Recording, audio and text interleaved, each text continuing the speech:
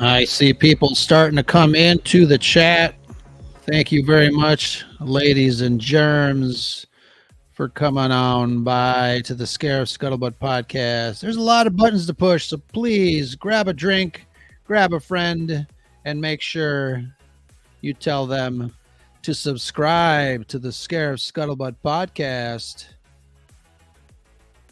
What do we got here? All right, I'm going to start this show because it is Saturday night and we got a wonderful guest for you. Oh, and there he is. What is up, CJ? How's it going, Ro? It's going. Thank you very much for joining me. Oh, thanks for having me. Really excited about tonight. Yeah, this is going to be a really good discussion. We are 4 episodes into the Ahsoka show, and I want to say thank you again to everybody in the chat. We've got Amanda, we got Vader. Happy birthday, Vader Rapina! It is his birthday. Andrew Haley, thank you very much again for joining us. He's been making the rounds here at the Red 5 Network. He joined us yesterday. Was it last night? Coruscant Radio Underground talked a little bit about Ahsoka. But it's wonderful. Gerard Kane, first one in the chat. Thank you so much for coming on by. We hope that we entertain you, man. So we're gonna make sure that we grab a drink and tell a friend. Make sure to hit the like, hit the thumbs up, and I'm gonna refill. Earlier today I had a bourbon. With absolutely no food in my system this morning, 7 a.m. And I didn't realize that until I started seeing Force ghosts. Oh man. So let me grab some water and we'll start talking Ahsoka right after this. Keep it up, guys.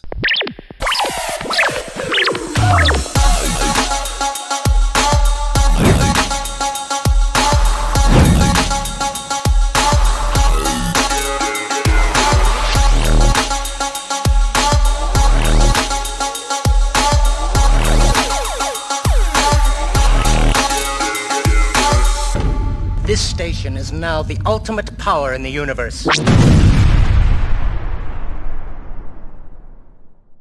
Passed on what you have learned, indeed. And we were talking again right before the broadcast. You asked me about Darth Vader, and I still get chills every time I see him on screen. Oh yeah. Darth Vader, my favorite character of all fiction, not just Star Wars. I was mentioning. What a great little promo. Thank you, sir, for that. Are you in the mood? Are you in the mood to talk a little Star Wars?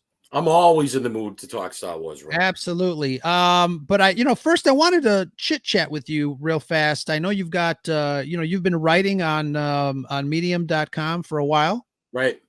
And what has been your experience? What kind of feedback have you been getting? I know you've been writing some really great articles, and I hope people are, I'm sharing them as much as I can. So I'm hoping that you're getting some good feedback. But what made you want to write? Well, first of all, I want to thank you for sharing them and reading them. I guess just my passion for not only Star Wars, but the movies of the 80s. I mean, I'm convinced that I grew up in the greatest era for movies. Oh, no convincing. It's the truth. It's the truth, brother. And I just want to share them with people. I've always had a passion for writing. I wrote on a book on Atari, and I'm currently working on a book called The Definitive Decade, which concentrates on the movies from 1980 to 1989. Oh, very nice. So I thought I'd dip my feet in the water, so to speak, get some feedback from social media and online, and it's been very positive so far. Very nice. Very nice. Yeah. Like I said, I mean, it's a great decade. There are so many wonderful movies and television shows, really.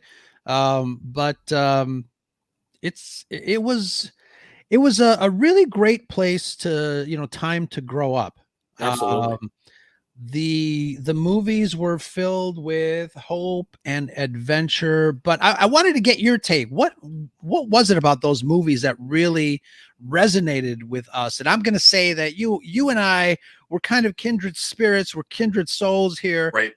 That's the polite way of saying that we're probably older than anybody in the chat. But tell me a little bit about why is it that you resonate with those films? Well, it's just like you said. I mean, there's a special magic dust that was given to those movies, especially in that era. It was the rebirth of movies. A lot of brand new IPs came to light. You had films like The Karate Kid, Ghostbusters, Star Wars that continued on after A New Hope. I still call Star Wars A New Hope just Star Wars because that's what it was titled back then. And these movies were they were released in the summertime. They're given a lot of media coverage, big blockbuster movies. People loved going to the theater back then. I used to frequent the theater quite a bit when I was a kid. My father had a detail. He was a police officer, and he used to work the lobby. And I got to know the manager of the theater, and he used to give me a stack of passes. And he would sign his name in the corner, and he'd say on the movies that they won't accept them, like Star Wars or a big film that comes out like Indiana Jones, you can use these passes. And I would go sometimes 2-3 times a week during the summertime. Very nice. I like that. Yeah. You got the special connect. I did. I was very lucky. Yeah, absolutely. But I mean, yeah, those movies were just like I said, they were filled with magic. Yeah. And I think it's a lot of people are noticing obviously that they're going back to those movies. They're kind of doing rewatches. Right. Some of the magic is for whatever reason, it's not there. But really, those are some really fantastic movies, projects, whatever you want to call them. Right. Science fiction is one of those things, science fiction and fantasy really, it's one of those genres. And I think Andrew from Coruscant Radio Underground last night said that it really is a superior genre for many reasons. And absolutely, we can talk about some of those reasons for hours here. But what are some of the aspects of sci-fi and fantasy that makes it special for you personally? Well, when I was a kid, I wanted to be an astronaut. I think a lot of kids wanted to be an astronaut. So I connected with Star Wars in that way. But it was a great escape for me. I mean, here was a movie IP that came out that just completely grabbed my soul and ripped it right out of my body. I still remember going to see a New Hope on the big screen. And when that Star Destroyer passed overhead, I was forever sold. Return of the Jedi I saw 10 times in the theater when I was a kid. I couldn't get enough of it. Sure. But movies like that, like Indiana Jones and, some of those, great movies of the 1980s, especially science fiction movies, they just offered you a great deal of escape as a kid. Brought me to galaxies that I would never visit otherwise. And introduced me to characters that I still love to this day. So, it's something that's always resonated with me. I've always wanted to, I wanted to be an astronaut as a kid. Star Wars was my escape. That was my plane ticket to the stars, so to speak. Yeah, absolutely. The next best thing to, going up there in a shuttle and actually walking in space. I mean, right. Yeah, it's it was a wonderful time to be alive, and I almost feel bad for the young kids that did not experience the 80s, because really it was a liberating time, and really almost like maybe the generation before us who had maybe the 50s and the 60s, their time to shine really. But for us, the 80s and movies and stuff like that is great. I mean, you had music from the 50s, and I have a friend who lived that, and I love all the music. You going back to movies, like American Graffiti obviously gives us a nice glimpse of that time, and there is a certain sense of innocence that permeated through society during that time, which I think the 80s still kind of had for the most part a little bit. You start to get a little cynical with movies in the 90s and stuff like that, but Yeah, I mean the 80s were special for many reasons, movies and stuff like that. Obviously the music was up there as well. Oh, absolutely. But And not yeah, just the music. I mean, you had television shows when there were television shows, and we sure. talked about this on my podcast the other night. They had television introductions. They had theme songs. Right. They had a blockbuster lineup on TV. None Sure. of that anymore. Yeah. Yeah. What is your favorite theme song from a TV show from the 80s? Knight Rider. Oh, there you go. Very nice. Big Knight Rider fan, and that's my favorite. Yeah, I'm trying to put together a show with one of my patrons on the podcast, Melanie Marquita. We're going to be continuing. We started talking about movies from the 70s. We obviously had The Black Hole, Sure. which was Fantastic movie. Disney's answer to Star Wars at the time. Right. 1979, I think it was. And was, so we're trying. I'm trying to put together a show to continue our discussion. Oh, we talked about Space 1999. Great show. That's another show. But some people might call them like schlocky science fiction from the 70s television. So we're trying to put together a show like that. So Knight Rider will be in there. Do you remember the show Manimal? No, I can't say that I do. Manimal is going to be in there. Obviously, the $6 Million Man. Okay. Wonder Woman. Right. Spider-Man, the Spider-Man television show. All those shows really are part of will be part of our discussion. So that's going to be a lot of fun. And I think Fantastic. going back to kind of revisit some of that stuff. It gives you kind of scope. Obviously, we are in 2023. It's fun to kind of go back and watch those old shows, because not only can you laugh at the technology and the special effects that went into it, but I think there's you kind of appreciate, even in their schlockiness, you kind of appreciate some of that special effects. What were some of the kind of goofy shows that you would watch, or have you actually gone back to watch some of the older shows? Not just in science fiction, but yeah. I was on the weekends. There used to be this local TV station, WLVI channel 56 in Boston, and they had this television show called Creature Feature. Oh yeah, and they would show 2 on Saturday, and they would show the hokey movies from the old Harryhausen, King Kong style movies to Christopher Lee's vampire movies, a lot of the Hammer movies, things like that. But I was brought up on Buck Rogers. I played with all the space toys as a kid. Watched Space 1999, stuff like that. So I shows like that just, they grab me, especially when I was a kid.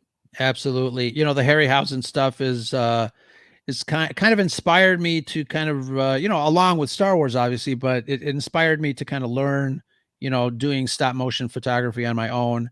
Right. We had a project in high school that we, instead of, the instructor, the teacher had us make something, but I'm like, you know what, can we do a stop motion film? And she's like, wow, yeah, you go ahead. And, nobody's ever asked me to do that. So we created this clay creature, and we, one frame at a time. It was a lot of fun. And one of my favorite ones was Jason and the Argonauts. I was just going to bring up Clash of the Titans. So we're on the same wavelength. Yeah. I mean, the Medusa scene in Clash of the Titans, the original, is still one of the best stop motion ever. It really is. Something about stop motion too. I mean, you can tell it's a product of the time, but it's so visually visceral. I mean, absolutely. I'm talking about the Jason and the Argonauts. One of the things that really jumped out at me when he fought the skeleton warriors and they came out of the ground. Right. That was just an amazing shot. And as a kid, you're looking at this like, holy crap. That's amazing. And everybody in the chat is remembering all the stuff that we're talking about. Clash of the Titans, the Medusa scene. Right. That original Clash of the Titans, like Vader says, it kicks some ass for sure. Oh, for sure. Yeah. So you mentioned your podcast. Talk a little bit about what kind of material do you talk about? When did all that start out? Um, uh, just recently, I'm about 6 shows in. I broadcast from Boston bi-weekly. A friend of mine works at a pretty prominent television show in downtown Boston. He's been the station manager there for 30 years, and I've been friends with him for about 10. Nice. So he invited me down. It was kind of an idea that we were kicking around. I really had an interest in doing it. So he invited me down and he brought me in. He does 6 shows on his network, the Rastani Network. His name is TC Rastani. And so I host a podcast called The Retro Rundown. And it's on YouTube. It's on Spotify and all of the podcast apps that are out there. And I concentrate on the 1980s and dip into the 90s. And we cover everything from movies to music to video games. And we've had some special guests on. You've been on my show. And that's gonna air in a week. So very nice. Yeah, I'm having a lot of fun with it. Yeah, it's awesome to interview different people. I just love just talking to other people, hearing their story. Amanda, who's in the chat right now, she's part of our Red 5 network. She just started a gaming podcast. Oh, fantastic! If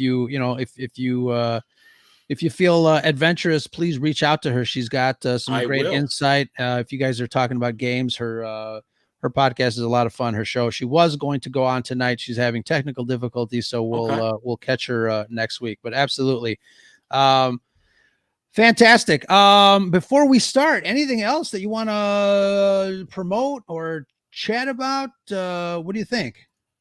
No, you can find me on social media. I'm at CardiacDrop. Just the way it sounds, and or at retro_rundown. And everyone in chat, give me a follow. I'll follow you back. Love to connect with people. And so thanks a lot, Ro. I appreciate it. Yeah, no problem. All right. So we've got Star Wars Ahsoka. First of all, I want to ask you: were you a fan of the animated show Rebels, where we first see all these characters in animated form? Tell me a little bit about your experience with the animation, and not just Rebels, but some of the other animations like Clone Wars, Bad Batch. Sure. Are you a fan? I am, but I wasn't always a fan. Okay. I was brought up on live action. Sure. And I read a lot of the books. It took me a while to acclimate and watch the animation. When I did, instantly hooked. I thought they were fantastic storylines, and they addressed and did a lot of things that could only be accomplished in animation. Sure. So I loved the Clone Wars. Rebels was fantastic. I know a lot of people think Ahsoka is 2.0 of the Rebels, a continuation of the Rebel season, and I'm okay with that. Yeah. And the Bad Batch is not bad as well. I like that as well. Yeah, Bad Batch was pretty good. During season 3 of Mando, we were getting Mando and Bad Batch. I was actually enjoying Bad Batch a little more than season 3 of Mando. I think the stories were pretty good. I'd agree with you. Yeah. Bad Batch, and I think we got one more season coming up. I think so. I think so. So that should be fun to kind of revisit and see what the gang is up. Right. But absolutely. All right. So you are obviously familiar with Ahsoka. You are familiar with the Ghost Crew. Sure.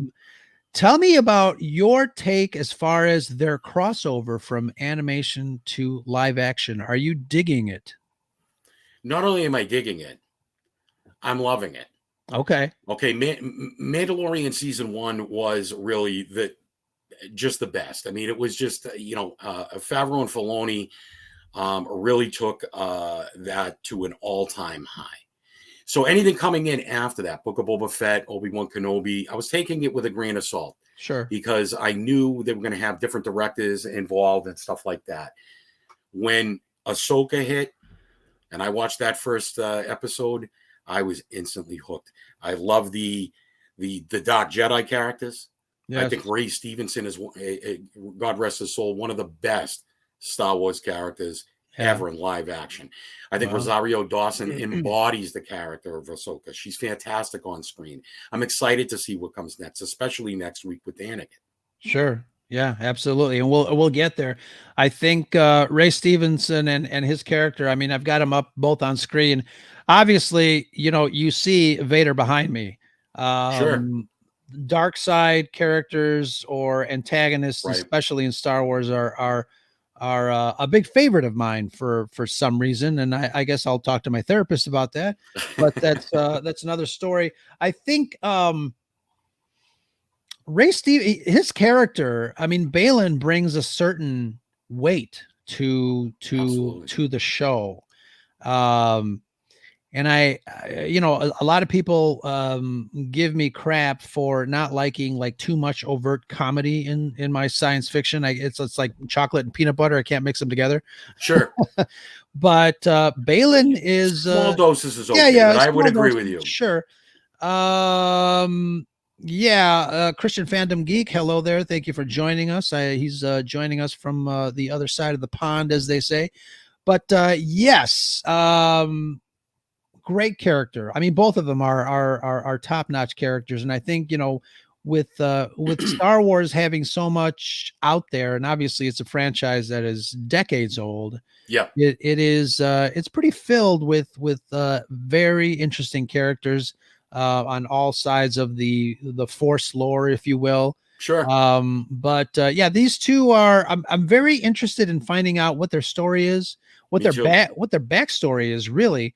But I wanted to ask you, do you have any new favorite characters? Obviously we talked about these two, but any other favorite characters in the Ahsoka show as we approach? Obviously we're halfway through the series, but who are your favorites? Well, let me just touch upon what you just said, and then I'll Yeah, answer yeah, that question. sure. Balin Skoll is phenomenal. He's very foreboding on screen, and he's just like Anakin in a lot of ways, just like Vader. He's conflicted. He's got a lot of deep pause in what he's about to say or do next. Right. I think he's going to surprise us in the show. I think Shin Hati is fantastic. Wasn't sold on Marok. Glad to see him turn into green dust on film. Like the light comedy by Chopper. Oh, Chopper's been fantastic. He's always great. I mean, Star Wars does droids really, really well. Excellent. Yeah. But and of course we already spoke about Rosario Dawson embodying the character of Ahsoka. I really love Hera Sandal. Phenomenal. Yeah. I think Mary Winstead does a great job with that character. She's, of course, married to Ewan McGregor, for people in the chat that didn't know that. Sure. So I think she transitioned from animation to live action really well. So, and then you got some crowd favorites like Carson Teva showing up and stuff like that. But yeah, I like Hera. A little uncomfortable with Sabine's character. I like her, but I think that she and I think the actress is doing a great job with the source material that she has. But I just don't like the fact that she is weak, especially for an apprentice. I think either she's gonna come full circle at the end of this, or Balin's gonna surprise us and the other way. But she's a little weak spot for me right now. I think that she has a lot to bring the character. I think her writing is kind of weak right now. But Hera for sure is my favorite so far, outside of Ahsoka and Balin. So I had my issues with the casting for the most part, without seeing the show. But once I started seeing the show, I didn't like Hera. I didn't like her character. She didn't seem familiar to me. But as the show continued, I realized that the actress was kind of injecting like her own take on Hera, right. which again, as the show progressed, it seems like it was refreshing. Sure. So I'm turning my page on Hera, and I'm liking her portrayal. She's obviously a little sassy. She's kind of spiciness, right? Some rough around the edges, and I think that's core Hera. Sure. But obviously we've known these characters for a long time, but we're getting to see who they are and what they're doing at this particular time in their history. You talked about Sabine, and I found that interesting that you're not too on board. And again, I didn't do a rewatch of Rebels, so I was kind of fresh going into the show. Sabine, the actress, I think she's doing a really great job, and I wasn't prepared to experience how well she was doing. And I think that's a little bit obviously of the director's credit, but Sure. she's been doing pretty good. There are certain ways, certain looks that she gives other characters. There are certain beats that the actress is giving that the directors are kind of catching up and seeing that, and they're Right. leaving her on screen for a little longer than usual. And I think those moments really accentuate her motivation, her thinking at the time. Right. I feel like she's doing a really, really great job. What's up, Comics and Cosmetics? Thanks for joining us, Danny. Yeah.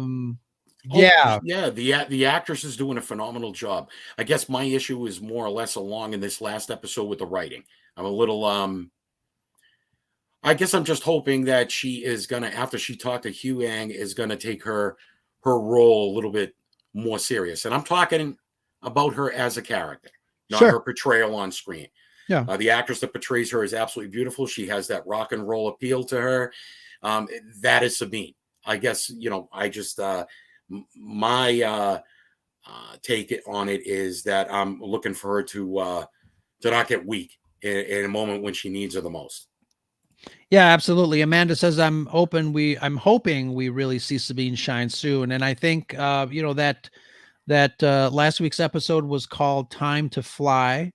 And Yes, it I was. think that is referring to maybe Sabine, having an awakening in herself.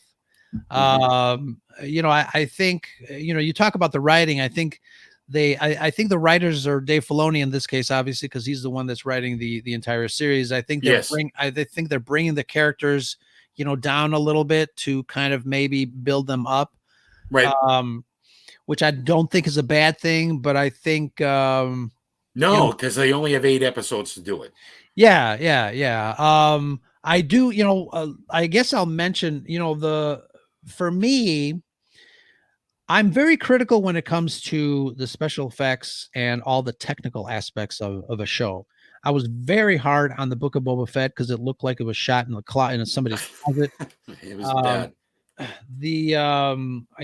I was hard on the last season of The Mandalorian. I felt like the writing was written by 5-year-olds for 5-year-olds.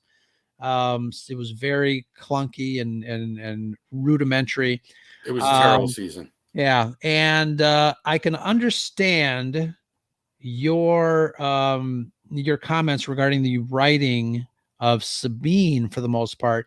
I think there are certain little aspects of the writing as a whole that they're kind of backtracking, a little bit in their characters in order for them to kind of take that next step to grow in this Right. show in particular. Sure. Excuse me. There's a sequence when, Ahsoka and Sabine are about to embark and stop Balin from doing the map. And Ahsoka turns around and says, can I, to Sabine, I need to make sure that I can trust you. Can I trust you? And Sabine's like, of course you can. And that to me almost felt like a foreboding, question.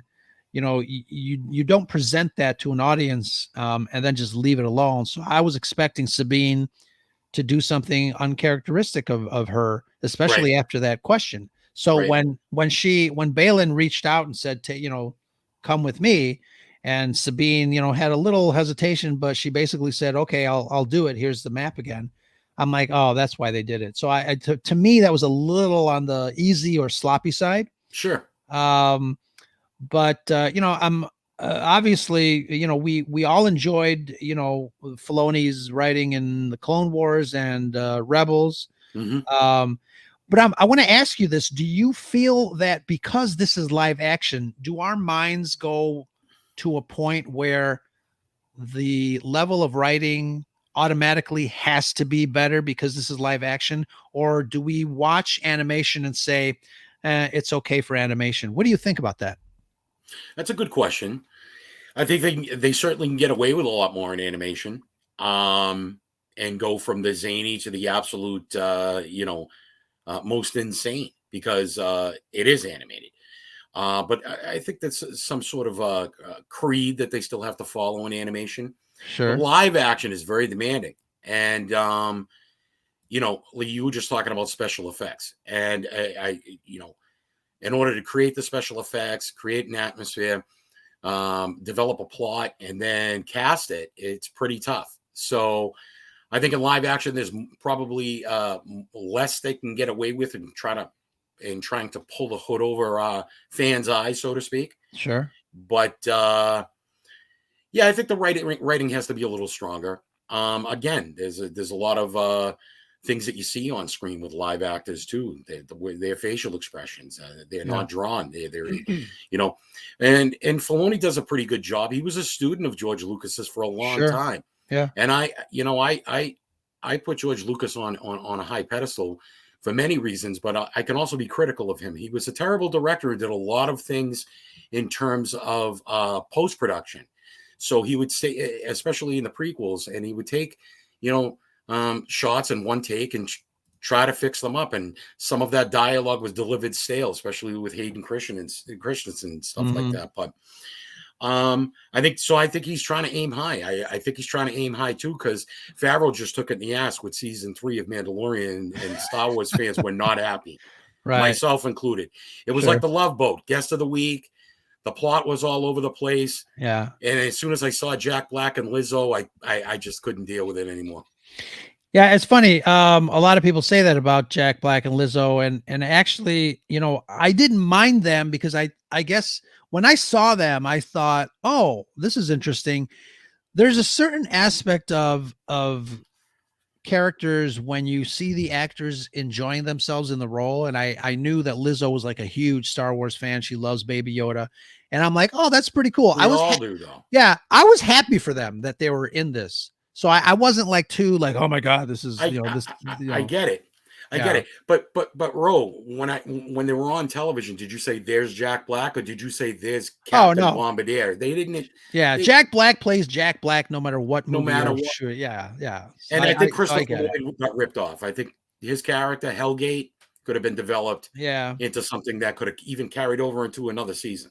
Like I said, that last season of Mandalorian was just very, very iffy. It was all over the place. Yeah.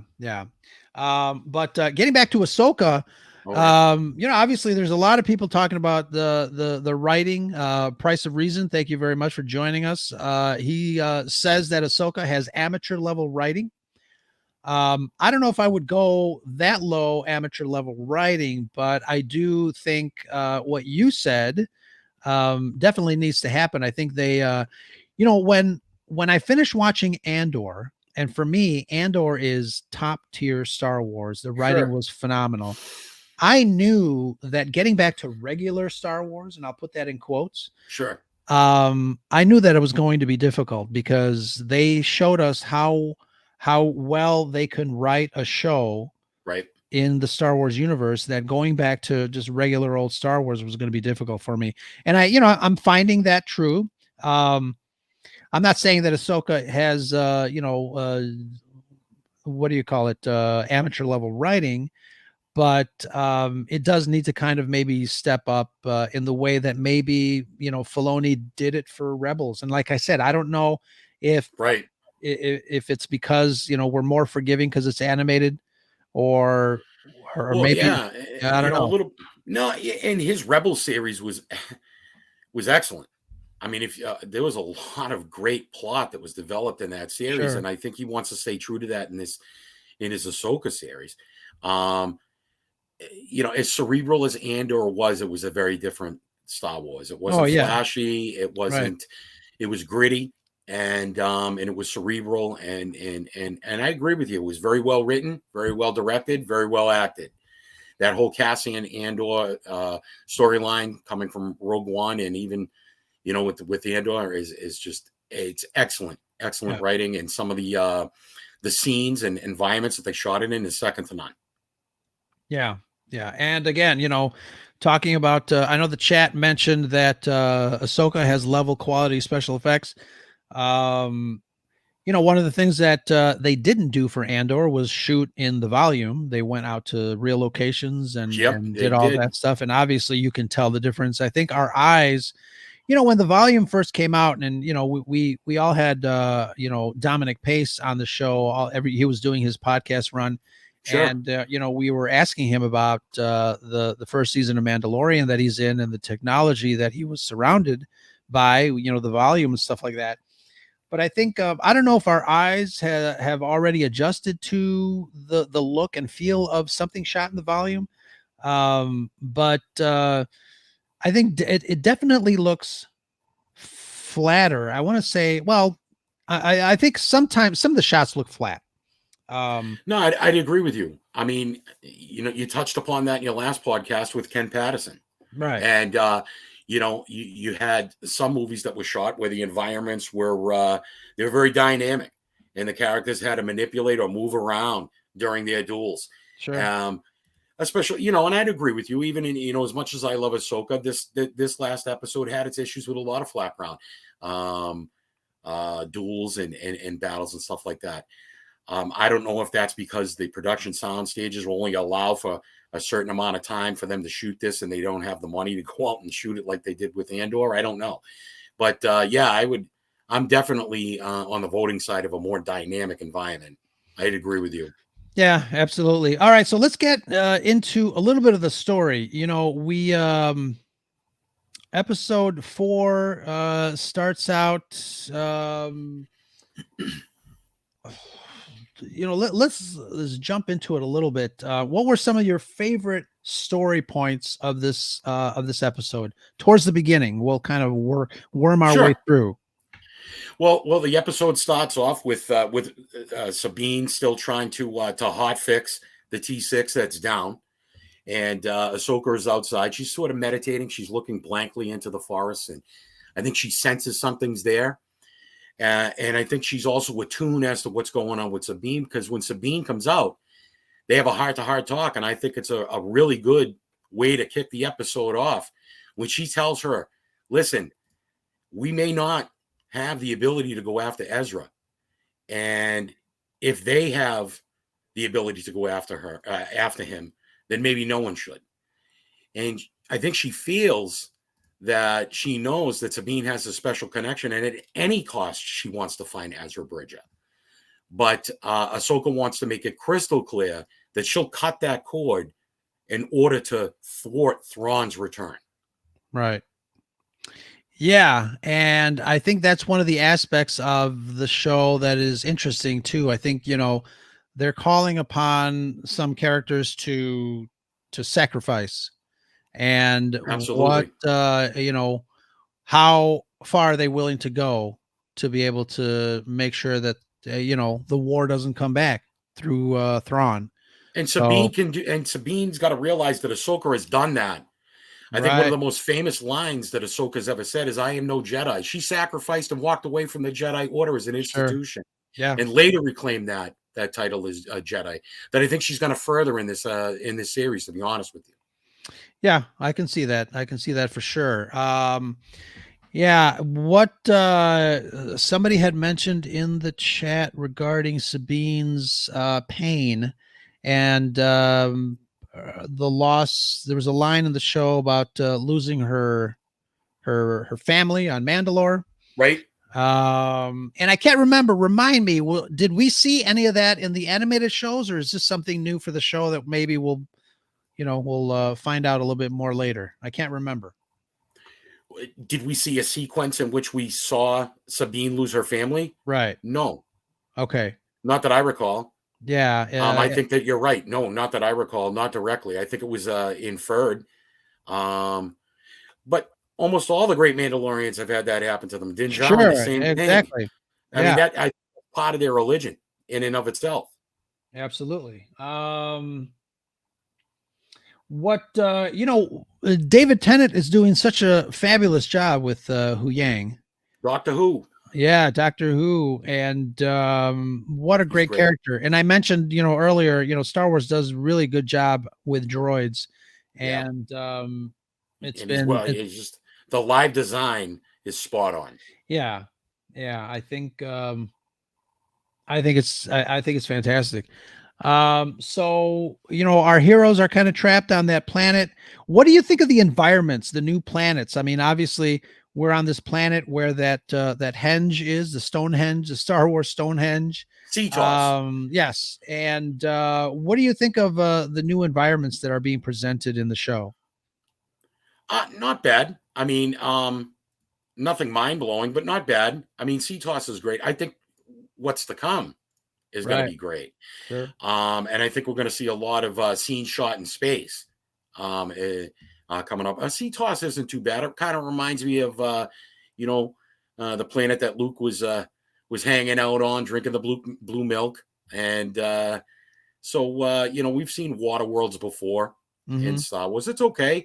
It's not like I said, mind blowing, but it's passable. Sure. The forest was reminding me a little bit of the forest scene minus the snow in Force Awakens. Yeah. Yeah. The leaves look like they were red. Right, But like you said, I mean, I think Kai Patterson was mentioning too in the last episode I had the interview with him, right, how everything seems to just be flat with some stuff in the background. sure, But hopefully, with the volume, I think it's one of those things that has to be planned by the directors, right. and designed. And, But I guess we'll get there. yeah, and when I just want to point out, Comics and Cosmetics says Huang is the flashlight. Pay attention to what he says. Lots of foreshadowing coming from him. She's exactly 100% correct. He is really the one to key in on. And a Sure. lot of I don't know if a lot of people that are new to the show or the novels know a lot about Huang or Huang, but I mean he's older than Yoda, and he's a droid on top of it. So a lot of his life experiences and things like that are not based on emotion; they're based on fact. Yes. Yeah. Well, it's funny when he said, what did he say when he basically told Sabine that, yeah, you don't have it, Sabine, and Ahsoka's like, you told Right. her that? It's a As a fact. matter of fact, I did. I have spoken, like Quest Me says. Thank you for Right. joining us, Quest.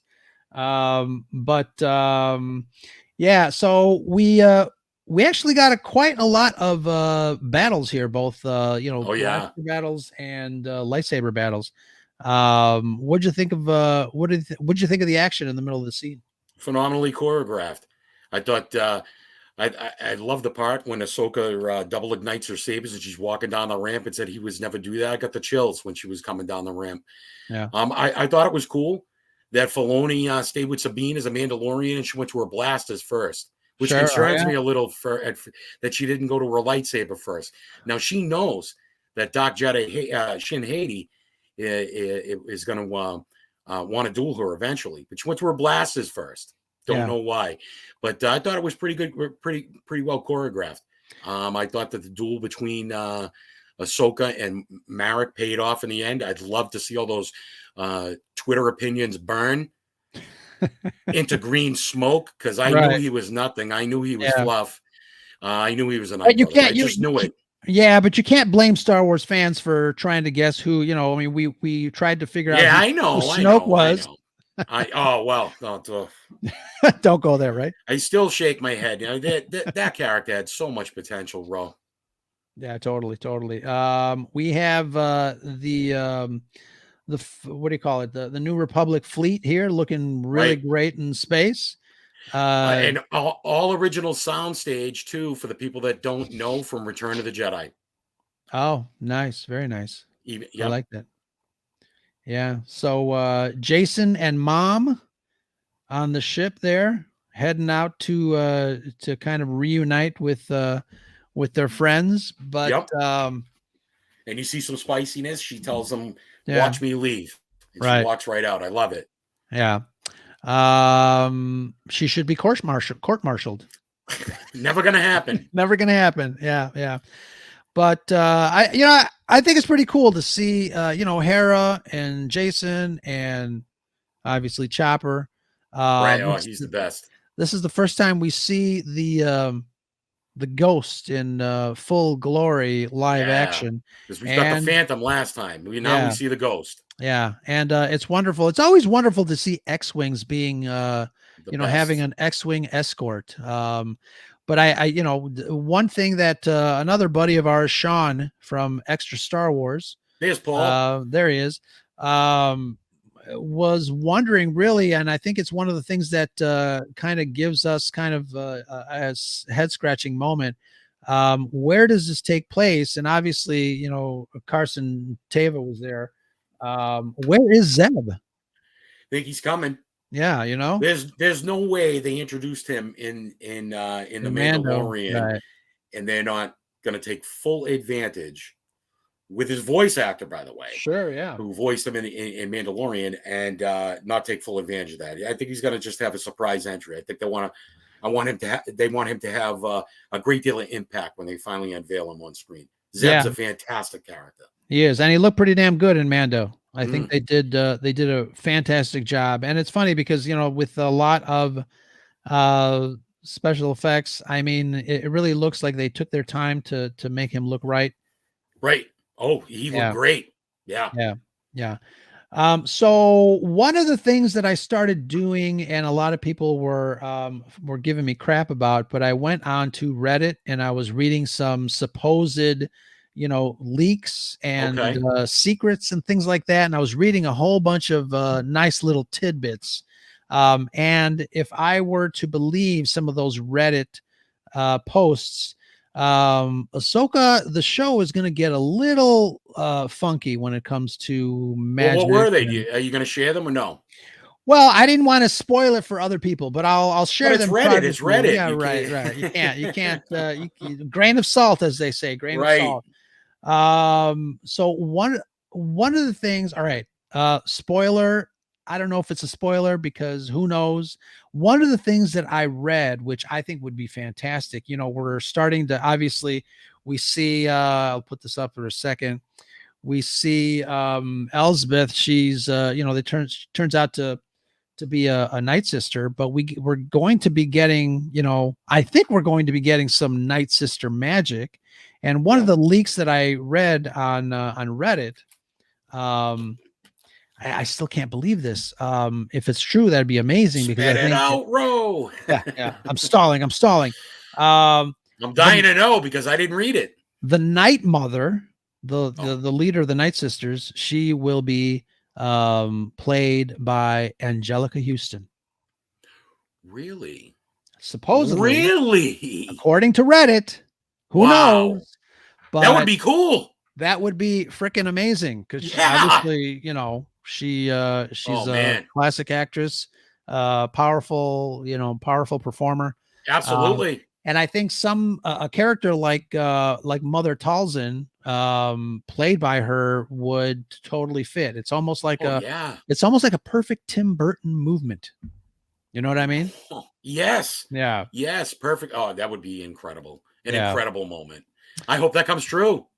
Yeah, that would be great. Another secret tidbit, and I don't know how they're doing this, but we got that line in was it The Last Jedi? I tend to I think I erased a lot of that movie in my mind, but Poe Dameron says somehow Palpatine returned. I think Reddit is saying that somehow C-3PO returns, that we might get a glimpse, or C-3PO might return in this show to some degree. But something's blinking here. I got to make sure. Let's stop sharing that just in case. And portrayed by Anthony Daniels, I would hope. I would hope, and I would assume. I think Anthony Daniels is one of those actors. I mean, he's been in every incarnation of Star Wars, from the get-go. And I think it would be, if it's not played by him, then that is a huge disservice, not only to him but to the fans. But that would be pretty amazing. Yeah. So So right after the duel, they head and Marek bites it. Sabine stays on with her part of the duel, and Ahsoka hoofs it to Balin, and then they hook up. yeah, that I think that's where we are. and then that's we've got the map being, the coordinates of the map being uploaded to the ship, and the Night Sister starts to use a little bit of her magic to kind of make sure that everything is going according to plan. Right. There's a lot that happens here, both subliminally and at the forefront. You've got this weird magical stuff happening because of the map and the henge. Yeah. But are you excited about this other galaxy? What do you feel? Am I ever? What do you feel is going to come out of that? It expands Star Wars so much. I mean, I think a lot of people on social media have discussed this already. I've seen some podcasts, and I think even you touched upon it too. I mean, this is a big thing to expand Star Wars into unknown galaxies now, and bring in characters and stories that can just do marvelous things for the IP. I think it's a smart decision by Filoni to do that and expand into another galaxy. I think it's exciting to see where these characters go. I know I'm interested to know and find out where Ezra and Thrawn are. Are they coming back? Are these characters, are Ahsoka and Sabine, going to be trapped out there? Mm-hmm. Who knows? But there's so much that they can expand upon and create new stories and just run with it for a long time. Yeah, absolutely. And speaking of running with it, here's our girl Shin. She's one of my favorite characters she's fantastic. Many reasons, but she's a badass, and I love these characters. Right. But yeah, here we go, and it's this little battle here is really, like you said, it's really great to see her use both guns, because that was almost like straight out of the animation. Oh yeah. And here's our boy Marek, rest his soul, with his Darth Maul lightsaber. With his Darth Maul helicopter lightsaber. Yeah, Inquisitor style lightsaber. The dual blades. He had no chance against my girl. No, and you can tell. I mean, she only used one lightsaber to defeat him. She sized him up. She changed her stance twice too. Yeah, interesting. That's one of the things that I think on rewatches for me, I start to notice little subliminal things that the actors are doing that I didn't notice the first time around. Like you said, changing stance, using only one lightsaber. I mean, it really, I think it tells volumes of the character. Absolutely. Yeah. I mean, their level of training, their presence of mind in a duel. Yeah. Absolutely. And you see it when Ahsoka rolls up on Balin. I've rewatched this episode 6 times. And that dialogue exchange when he has his hood up and he tells her that Anakin spoke very highly of her. Yeah, she chides him back and says, he never mentioned you. Oh, yeah. Love that. Yeah, absolutely. We just got Disneyed, so I'm gonna keep that stream off the program there. But what happened? We got copyright flagged. Oh, so I'm sorry about that. Our video is down, but let us know when we come back. We will continue to talk, obviously, but I think people. Oh, let's see. It's not like we're selling it, Disney. Come on. Oh, that so stinks. It'll come back. We'll come back. It'll happen. And I think chat, make sure that you can still hear us at least, unless we are completely suspended. Yeah. We're back. We're back. Okay, we're back live. Yeah. All right. We are back. We're going to learn our lesson. We're going to keep that Disney stream off of the show. I was doing it in increments of 4 or 5 seconds. Apparently that is still a no-no. But thank you very much, Disney, for reminding us that shame on us for showing the Ahsoka show.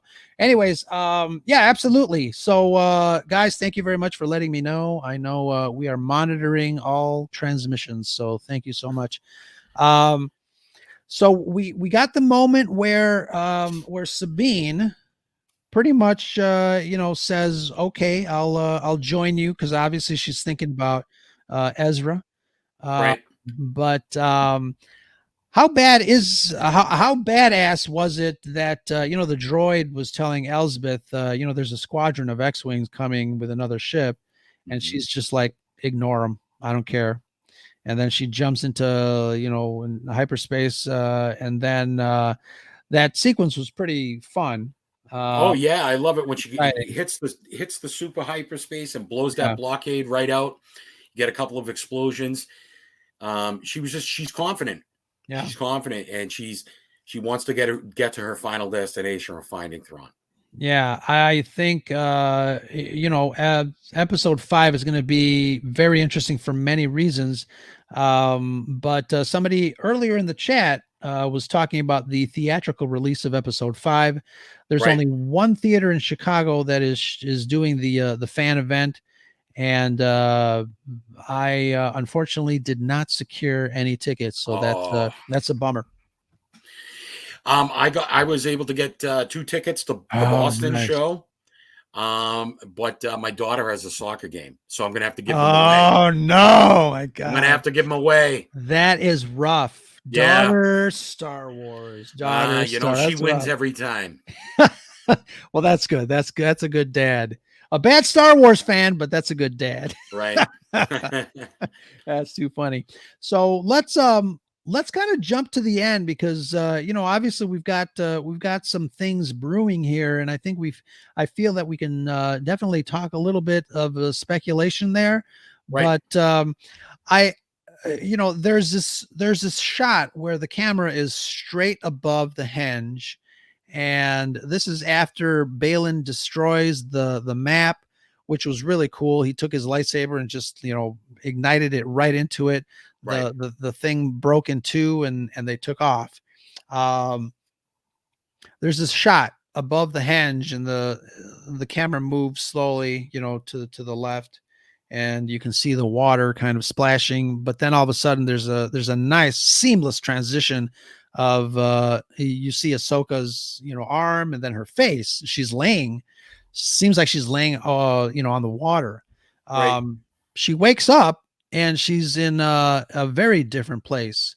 Let's talk about your feelings when you saw that. And obviously, for fans of Rebels, you obviously know that somehow she ended up in this kind of limbo world between world type of environment. Right. But tell me about how you reacted when you first saw that. I was out of my mind. I immediately knew she was in the world between worlds.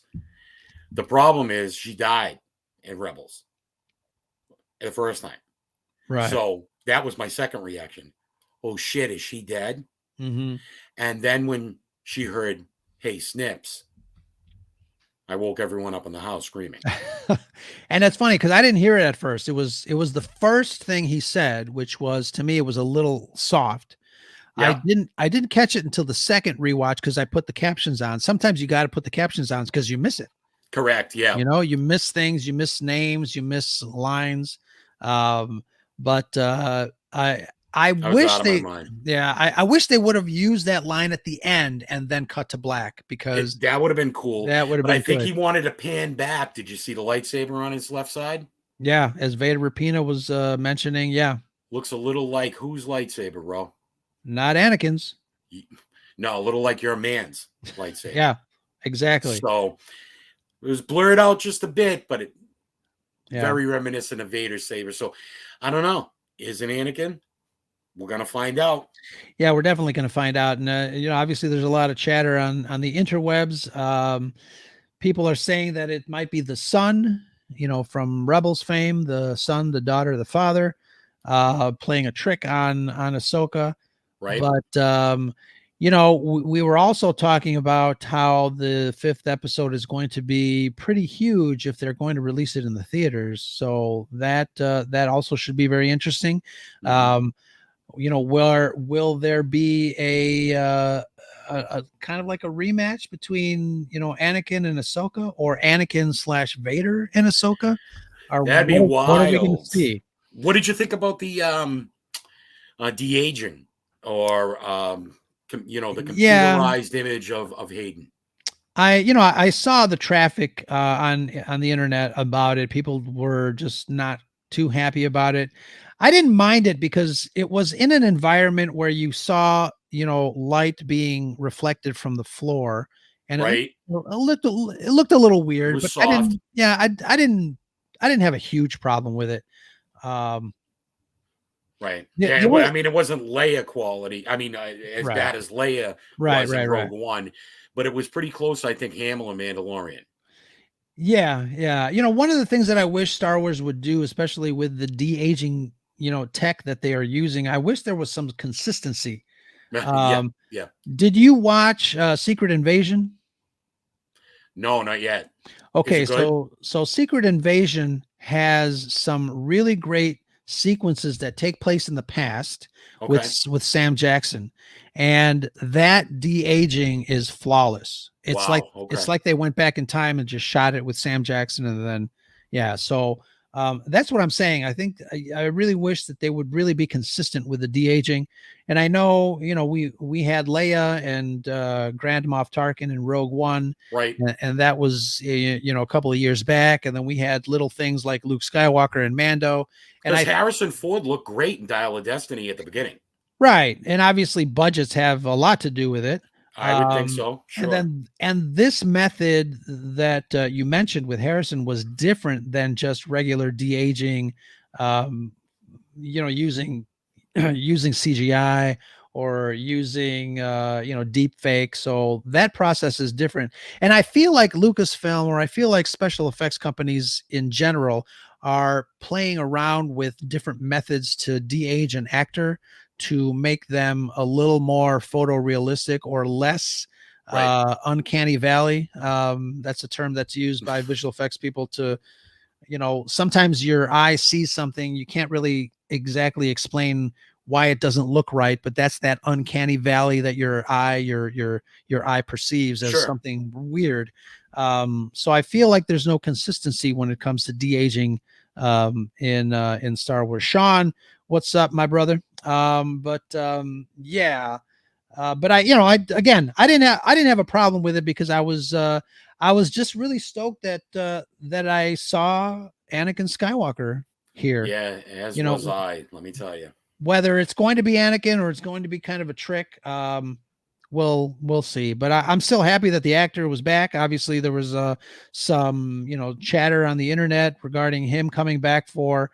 Obviously, he was in the Kenobi show, but people even back then were talking about her and him and Rosario Dawson, doing some lines together. So fans really, I think we expected to see him in some, Sure. in one of these episodes.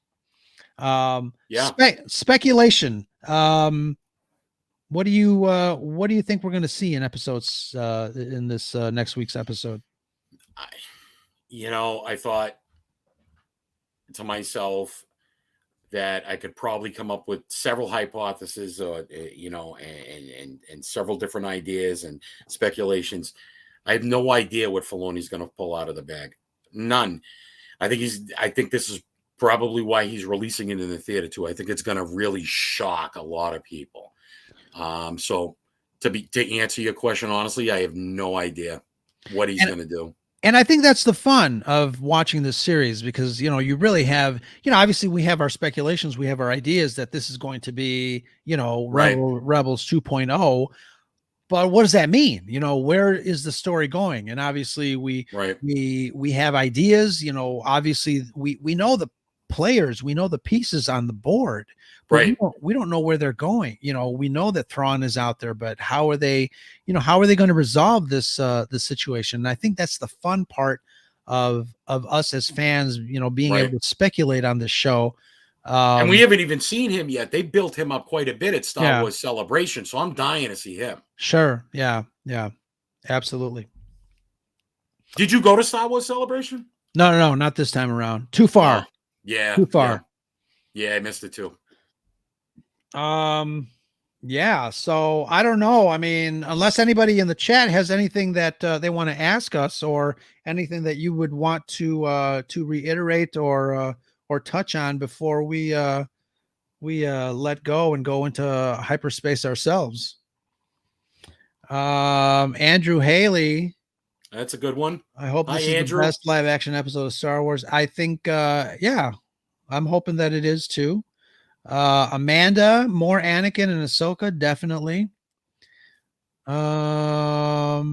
Let's see here. Oh yeah, Amanda had a question. I forgot what it was. I'm gonna have to go back. Please, Amanda, remind me what that was. I have to go back, way back. And Andrew, yes, you went on a Kessel run, and we were flagged. Extra Star Wars is looking forward to seeing it on the big screen. Again, Star Wars really belongs on the biggest screen possible. I don't care I'd agree. what you're doing. Okay, so here we go. If Ahsoka has access to World Between Worlds, how come she hasn't prevented the whole Darth Vader thing? So that's a good question, but it's one that I feel like Filoni has answered in kind of a roundabout way. You know, obviously people are talking about time travel and portals and all this stuff, and it's definitely not time travel. Right. And he's a difficult character to nail down. It's a really good question.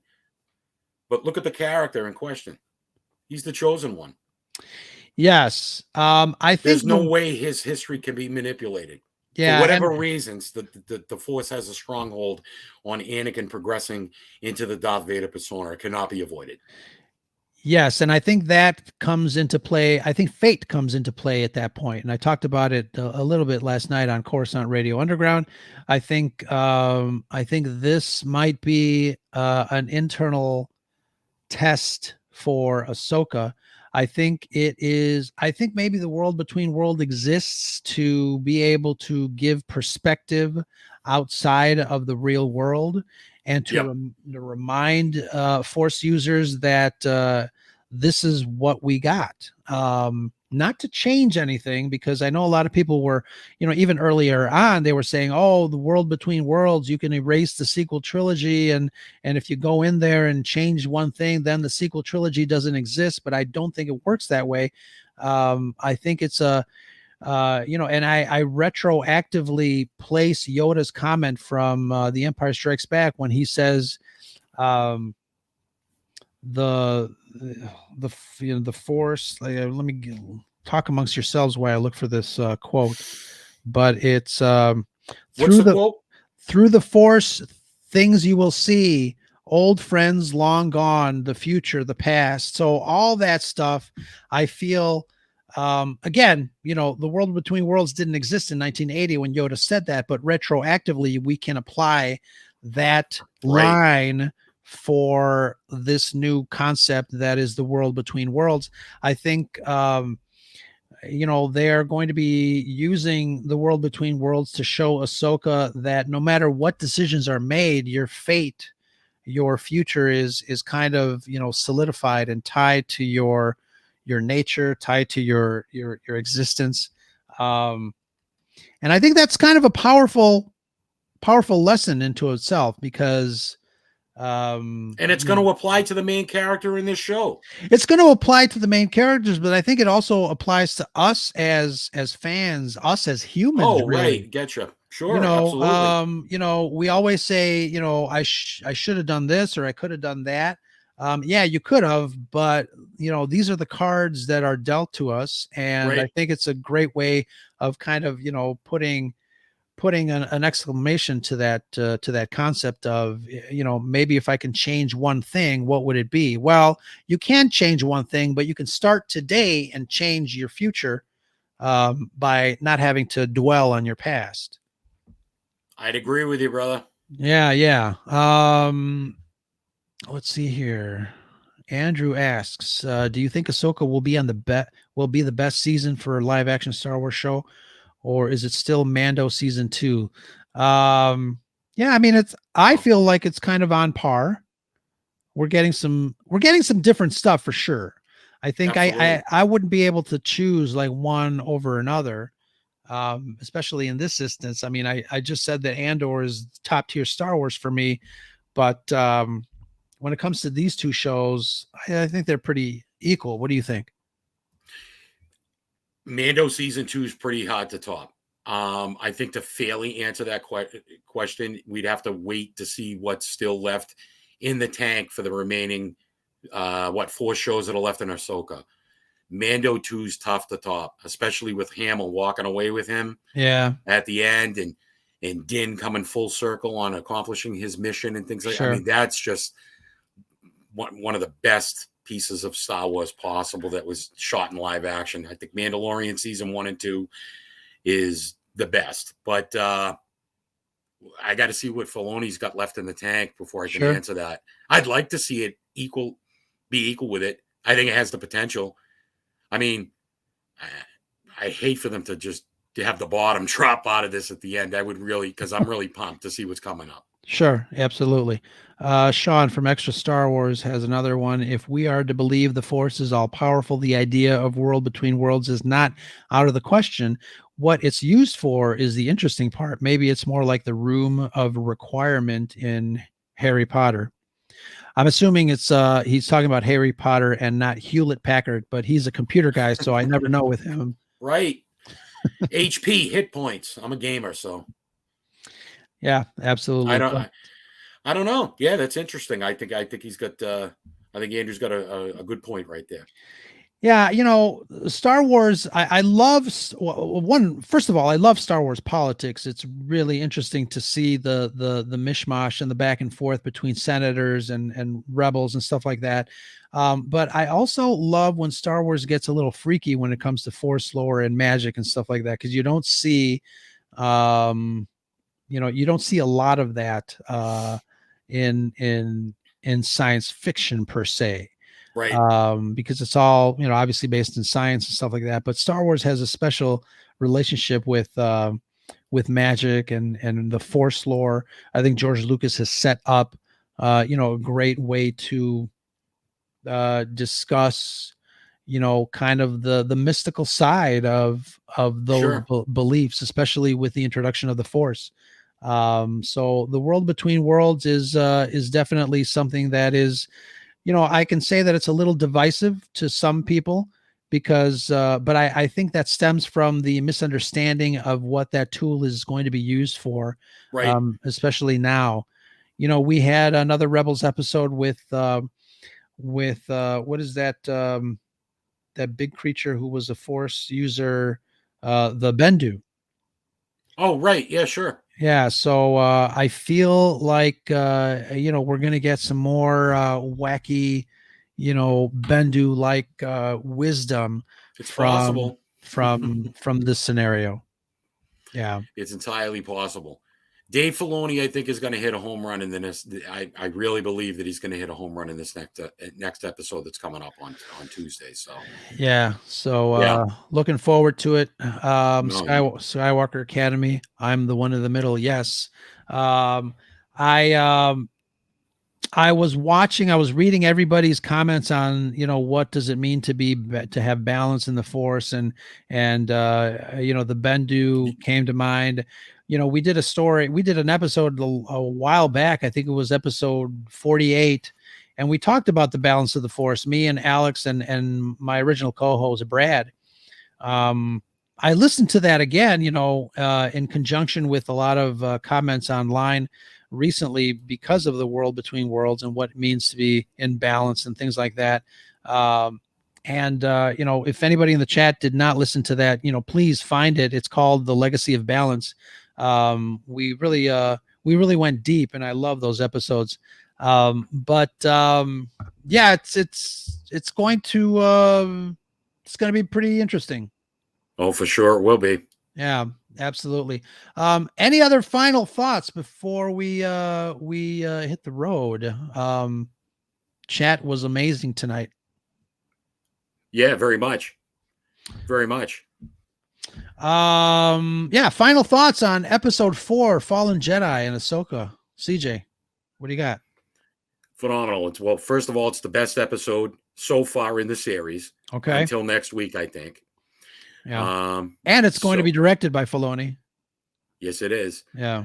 I think it's a hell of a series. I think that the potential for this to be the best piece of Star Wars live action is absolutely still there. I think they can at least tie Mando season 2. I think that the hype level's at an all-time high. They've introduced us to some very complicated, interesting characters, especially on the dark side with Balin and Shin. So it'll be interesting to see what comes down the pipe. So, I think that Filoni has a lot to give us visually stunning on screen. The music by Kevin Kiner is great. It's just an all around fantastic production. I'm so glad that they graduated Kiner to live action. I think when we experienced his music, his team's music on the Rebel show, right away, I thought, wow, this guy could do the movies. Oh, he's awesome. Yeah. So we haven't. I know a lot of us Red 5 podcasts have been doing our reviews of the show. Not enough time has been devoted to talking about the music of Ahsoka and Kevin Kiner. It's been well, he's top 3 in Star Wars. I mean, first of all, no one can ever beat the GOAT, John Williams. Sure. One. And but Michael Giacchino, who did Rogue One, and Kevin Kiner, that phenomenal composers. Yeah. Sean just jinxed it. He says he can't wait for episode 5 to be a Mando side story. I don't think so. I don't think Mando's at all going to be in this. Oh, that's funny. Well, yeah. Ahsoka show for sure. For sure. Yeah. We said that with Boba Fett, though, didn't we? Yeah, we did. Excellent. CJ, big thanks to you, my friend, for coming on tonight and talking a little Ahsoka. But why don't you tell folks that are listening and watching how to get a hold of you and say hello there? Fantastic. Again, I'm on Twitter. I'm not going to call it X. I'm on Twitter. Yeah, I'm not calling it at CardiacDrop, and my podcast is on Twitter as well at retro_rundown. And I write columns very frequently on medium.com. And everyone in the chat's invited to give me a follow. I'll follow them back on social media. I appreciate the comments tonight. I appreciate everyone that reads my work on medium.com. And most of all, I appreciate you having me on the show tonight, Ro. You have a quality production, and I love you, brother. Thank you. Thank you so much for that. And yeah, I urge everybody to check out the show, and not just because I was one of his guests talking a little Star Wars, but absolutely fun stuff. Like I said, I love listening to other people's stories. It's I think it's one of the things that makes podcasting so much fun. Just meet people and shake hands from across the Twitterverse. I appreciate that. People can find my my YouTube podcast link on my Twitter page, and my show drops bi-weekly every Wednesday. Excellent. Thank you, brother. Again, thank you everybody in the chat for joining us on this Scarif Live on Saturday, episode 4, Fallen Jedi. If you have any comments, leave us a voicemail. We'd love to hear what you have to say. Give us a call at 773-234-8659, or record a little voice note and send it on over to the Scarif Scuttlebutt email. That's scarifscuttlebutt@gmail.com. You can find the rest of the Red 5 network at bio.link/Red5. You'll find, I'm sure you'll find a show for you. Yes, Sean, voicemail, damn it. But absolutely, until next time, this is Ro, that's CJ, and that is the Scuttlebutt, my friends. Talk to you guys later.